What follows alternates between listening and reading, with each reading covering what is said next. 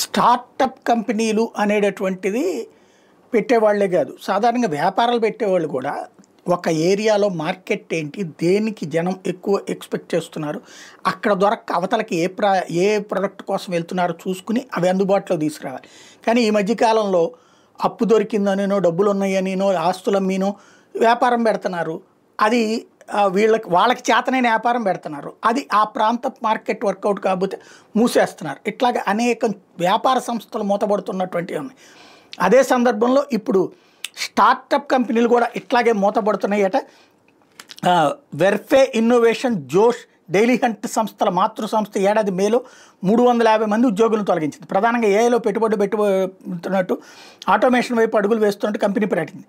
Code parrot, subtle AI, ఊరి, locale AI, అస్త్ర ఇలాంటి ఏఐ స్టార్టప్లు ఇటీవల కాలంలో చాలా మూతపడ్డాయి. ఇందుకు ఏఐలో వేగంగా వస్తున్న మార్పులు, మారిపోతున్న సాంకేతికత, అధికమవుతున్న పోటీ, నిధుల సమస్య, పెరుగుతున్న వ్యయాలు ఇలాంటి అనేక రకం.